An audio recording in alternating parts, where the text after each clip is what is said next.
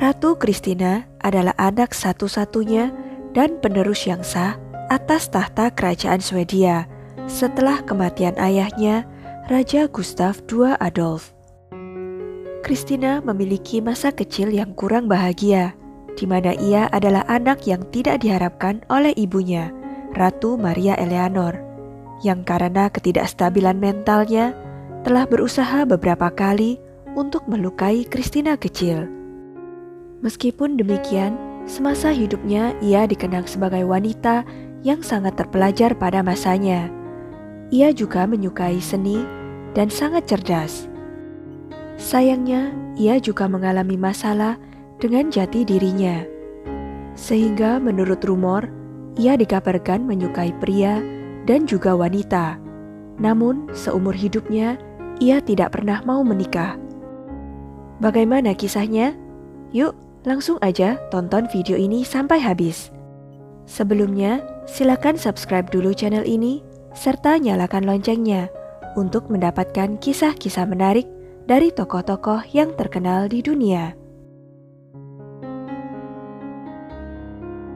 Christina lahir pada tanggal 18 atau 17 Desember tahun 1626. Ia adalah satu-satunya anak dari Raja Gustav II Adolf dan istrinya Maria Eleanor dari Brandenburg yang sah dan masih bertahan hidup. Pada umur 6 tahun, ia sudah menggantikan ayahnya setelah ia tewas dalam pertempuran Lützen dan mulai memerintah secara mandiri tanpa wali saat ia berusia 18 tahun. Masa kecilnya berada dalam musim dingin yang panjang di Eropa, yang disebut zaman es kecil. Masa kecilnya juga ada selama masa perang 30 tahun yang terjadi antara 1618 hingga 1648 ketika Swedia memihak kekuatan Protestan lainnya untuk melawan Kekaisaran Habsburg, kekuatan Katolik yang berpusat di Austria. Ibu Christina, yaitu Ratu Maria Eleanor yang kecewa berat mendapati dia melahirkan seorang putri, mencoba melukainya dan menunjukkan sedikit sekali kasih sayang untuknya. Sewaktu ia masih bayi, Christina menjadi sasaran beberapa kecelakaan yang mencurigakan. Suatu kali, sebuah balok jatuh secara misterius ke ayunannya. Di lain waktu, putri Christina juga mengalami kecelakaan yang membuatnya jatuh dari tangga. Pada kesempatan lain, pengasuh sang putri disalahkan karena menjatuhkan bayi tersebut ke lantai berbatu yang membuat bahunya bungkuk secara permanen. Ayahnya yang sering pergi berperang membuat kondisi mental ibunya menjadi lebih buruk dan semakin tidak stabil. Kisah lengkap tentang Maria Eleanor, ibu dari Ratu Christina, sudah ada di video sebelumnya ya. Raja Gustav ayahnya memerintahkan agar Christina dididik selayaknya anak laki-laki, sehingga kemudian ia terkenal sebagai salah satu perempuan paling terdidik pada tahun 1600-an. Christina tercatat menyukai lukisan, buku, manuskrip, dan sculpture. Ia menaruh minat yang besar dalam hal agama, filsafat, matematika, dan alkimia, sehingga ia mengundang banyak ilmuwan ke Stockholm karena ingin menjadikan kota tersebut Athena di utara. Ia adalah seorang perempuan yang cerdas, pelin-pelan, serta memiliki suasana hati yang berubah-ubah. Ketika ayahnya terbunuh dalam pertempuran pada tahun 1632, gadis 6 tahun itu menjadi Ratu Christina. Sedangkan ibunya, Maria Eleanor, tidak diperkenankan ambil bagian dari tahta Swedia karena penyakit mentalnya yang semakin memburuk. Ia dikabarkan mengalami histeria dalam kesedihannya. Pada tahun 1636, Maria Eleanor dibawa ke Kastil Gripsholm dan secara resmi kehilangan hak asuh sebagai orang tua untuk putrinya karena kondisi mentalnya yang benar-benar tidak stabil. Sedangkan yang dipilih oleh ayahnya sebagai wali untuk memerintah di kerajaan sampai Ratu Christina cukup dewasa adalah Axel Oxenstierna, seorang penasehat yang telah melayani ayah Christina dan yang melanjutkan sebagai penasehat Ratu Christina setelah dia dinobatkan. Selama memerintah, Christina mempunyai pemikirannya sendiri yang bertentangan dengan nasihat Oxenstierna.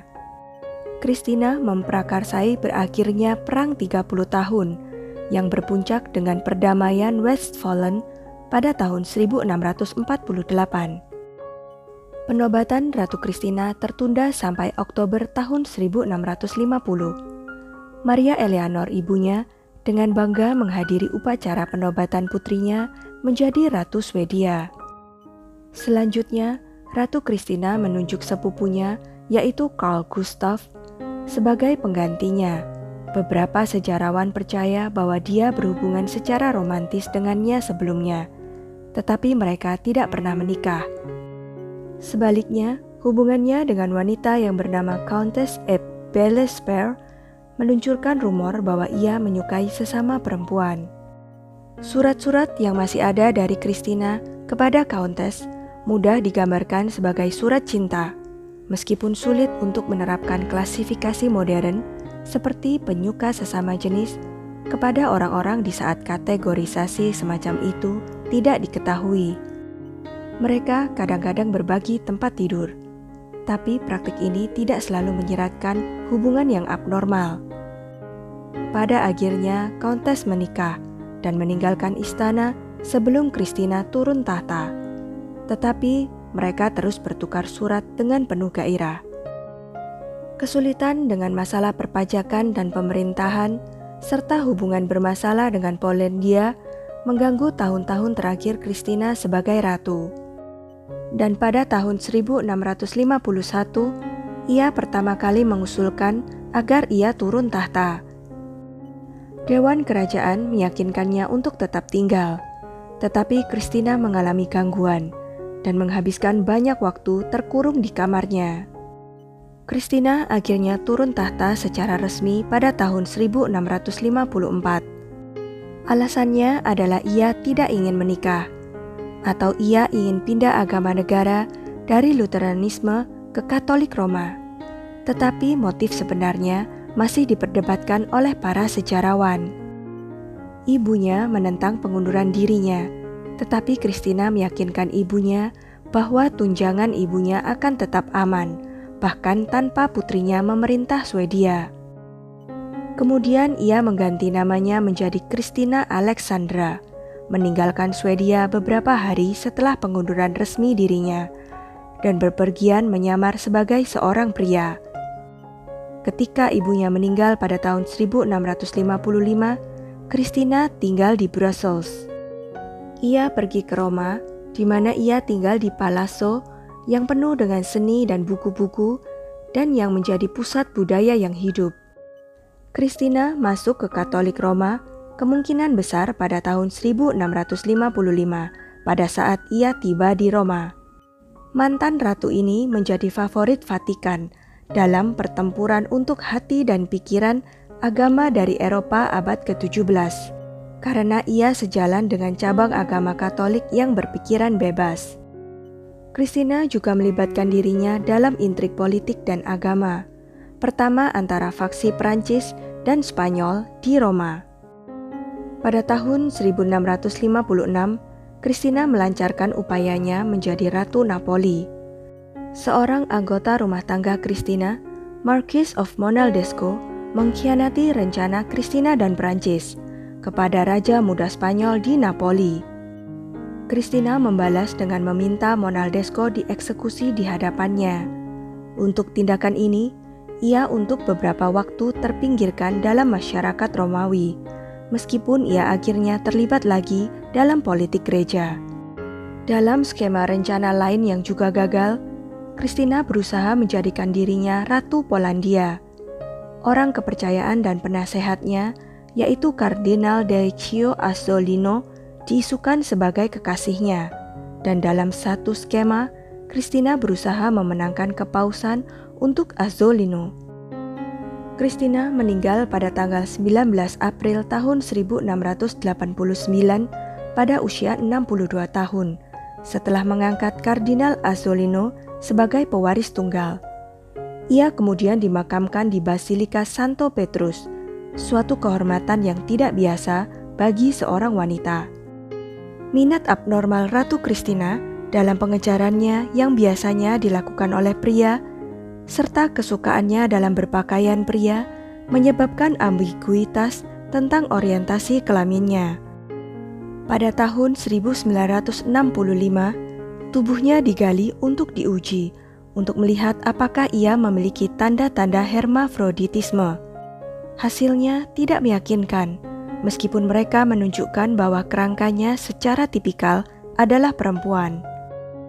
Sekian kisah dari Ratu Christina, yang karena trauma masa kecilnya menyebabkan kebimbangan dalam menentukan jati dirinya, sehingga ia juga memutuskan untuk tidak pernah menikah. Jangan lupa untuk klik like, share, subscribe, dan komen ya. Sampai jumpa lagi di video-video berikutnya.